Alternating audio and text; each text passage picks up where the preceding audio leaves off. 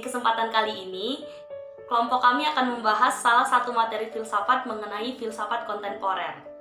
Adapun poin-poin yang akan saya dan teman-teman saya bahas antara lain sejarah awal, aliran pemikiran Barat, aliran pemikiran Islam, tokoh-tokoh pemikiran, produk-produk modernisme, kritik postmodern terhadap ilmu pengetahuan, dan juga mazhab Frankfurt.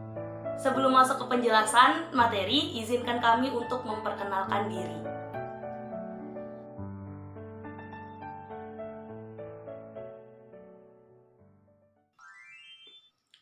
Filsafat kontemporer dimulai pada abad ke-20, dicirikan oleh keragaman dan kekayaan filsafat.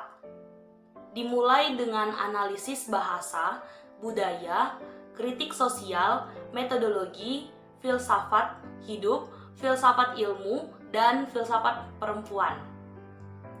Topik filsafat yang dibahas secara luas oleh para filsuf pada periode ini meliputi manusia dan bahasa manusia, sains, kesetaraan gender, kekuasaan, dan juga struktur yang melingkupi kehidupan manusia, dan juga hubungan dengan budaya, masyarakat, politik, ekonomi, teknologi, etika, sains modern itu dicirikan oleh spesialisasi disiplin filosofis.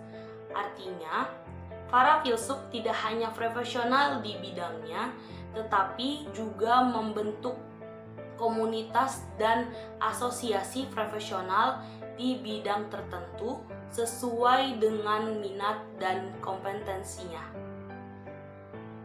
Aliran pemikiran Barat. Di era modern yang dilalui Barat setelah Immanuel Kant 2,5 abad yang lalu, Barat hidup dalam konsep sistem nilai baru. Struktur sosial budayanya sama, ada premis-premis rasional sebelumnya. Adapun beberapa aliran pemikiran yang berkembang. Pertama, tipologi strukturalisme, realitas sosial yang komprehensif atau secara epistemologis menggeser inti diskusi dari pemikiran esensialis tentang masyarakat dan pengetahuan. Perwakilan dari tipologi ini adalah epistemolog, filsuf sains, dan ahli teori imajinasi Gaston Bachelard, George Canningham, pelopor filsafat pengetahuan, filsafat akal, dan konsep-konsep filosofis yang lebih mendasar. Tipologi kedua, poststrukturalisme. Pada tahap ini, pemikiran dipenuhi oleh pemahaman yang berbeda dalam semua aspek. Pemikiran seperti itu menyebabkan ketidakpuasan dengan asumsi tertentu tentang subjektivitas dan bahasa. Tipologi ini yang dicontohkan oleh Nietzsche 1844 sampai 1900 Masehi, menawarkan prinsip-prinsip kebenaran yang koheren dan mendasar bahwa keragaman fakta dan penampilannya idealis. Aliran pemikiran Islam. Filsafat dunia Islam merupakan benih pembaharuan, sekalipun merupakan hasil dari penyerapan budaya asing. Tapi sayangnya, dia tidak pernah menarik napas dalam-dalam. Di dunia Islam Timur, filsafat menghilang karena Hajatul Islam Al-Iman Al-Ghazali dan tulisannya Tahafut Al-Falasifah. Kemudian, karena pengaruh metafisika Yunani dan Hindu, filsafat berpindah secara geografis ke tanah para mullah di Iran. Sejak saat itu, Islam telah melalui masa belajar selama kurang lebih 2 abad, yang dibangkitkan oleh invasi Napoleon Bonaparte ke Mesir pada tahun 1798 Masehi. Diikuti dengan pembentukan negara-negara merdeka atas nama nasionalisme. Sebagai wakil kekuatan Islam saat itu, dinasti Utsmaniyah dilumpuhkan dan dihancurkan baik secara internal maupun eksternal. Kedatangan Napoleon menjadi titik awal kebangkitan pemikiran Islam Arab, yang diikuti oleh para pemikir rekonstruksionis lainnya seperti Jamal al-Din Afghani dan Muhammad Abdullah. Feminisme, rasionalisme, dan modernisme adalah pertarungan kebenaran bagi para cendekiawan muslim yang berusaha melepaskan khazanah pemikiran Islam dari periode akademik yang shotgun di mana agama, sejarah yang diperlunak, dan dokumen ilmiah telah menjadi dewa bagi perkembangan pemikiran barat. Kemudian, ada pun tokoh-tokoh penting dalam abad ini, di mana untuk perkembangan filsafat pada abad ke-20, pengaruh pragmatisme Amerika memainkan peran penting, yaitu yang pertama, tokoh Charles Sanders Peirce pada tahun 1839 sampai 1914. Ia merupakan seorang filsuf dari Amerika. Beliau merintis pemikiran tentang pragmatisme, di mana hal itu menekankan pada pemikiran yang memandang benar atau tidaknya dalil tersebut bergantung pada faedah atau manfaatnya. Yang kedua, William James pada tahun 1842 sampai 1910. Ia merupakan seorang filsuf dari Amerika Serikat yang menjadi salah satu tokoh pengembangan aliran pragmatisme dari Charles Sanders. Yang ketiga, John Dewey pada tahun 1859 sampai 1952. Ia mengembangkan epistemologi atau teori pengetahuan dan filsafat ilmu pengetahuan atas dasar prinsip. Prinsip teori tindakan ini memasukkan proses-proses perkembangan jangka panjang ke dalam refleksi atas persoalan moral. Baik, di sini saya akan menjelaskan contoh perkembangan kontemporer. Kemudian, seiringi zaman berjalan, perkembangan ilmu di zaman kontemporer di mana masa modernisasi sudah masuk dan teknologi informasi sudah merambah di kalangan dunia. Sejak 1980-an, kontemporer telah sepenuhnya mengubah wajah peradaban barat modern. Pada awalnya, komputer disebut otak elektronik dan mampu melakukan berbagai tugas dengan berbagai tingkat kesulitan. Komputer mengubah matematika dengan memperluas jarak ke aktivitas otak. Tren perkembangan terkini, komputer seringkali membutuhkan bentuk yang semakin kecil.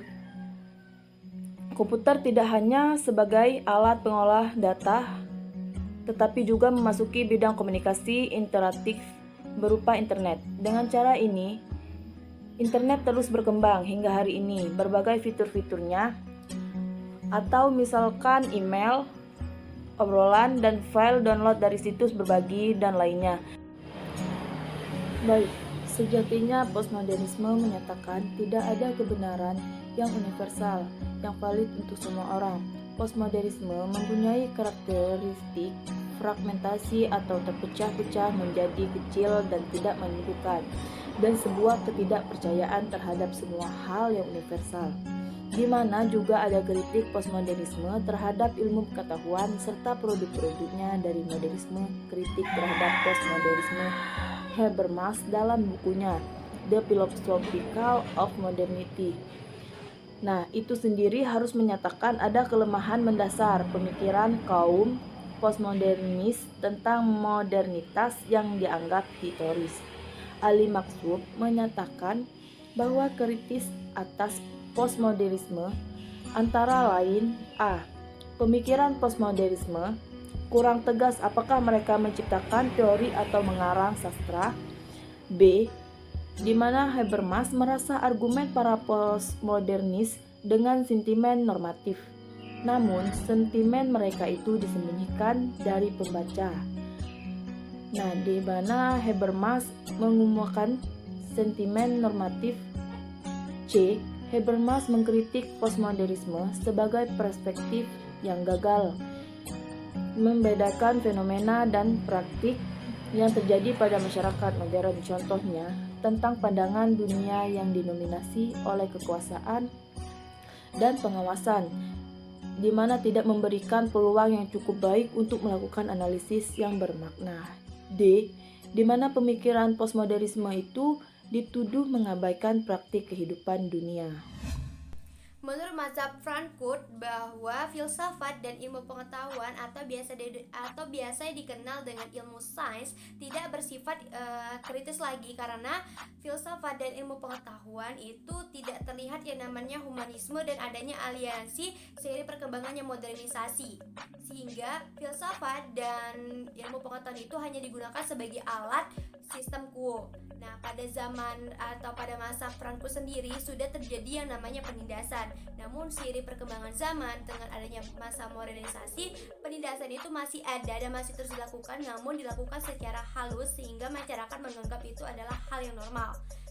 Kita kembali pada teori kritis yang dikemukakan oleh Frankfurt, bahwa teori ini merupakan teori yang berusaha menjelaskan struktur-struktur yang ada pada masyarakat, dan Frankfurt berusaha melihat akibat atau hasil yang diberikan dari struktur-struktur yang ada pada masyarakat itu sendiri.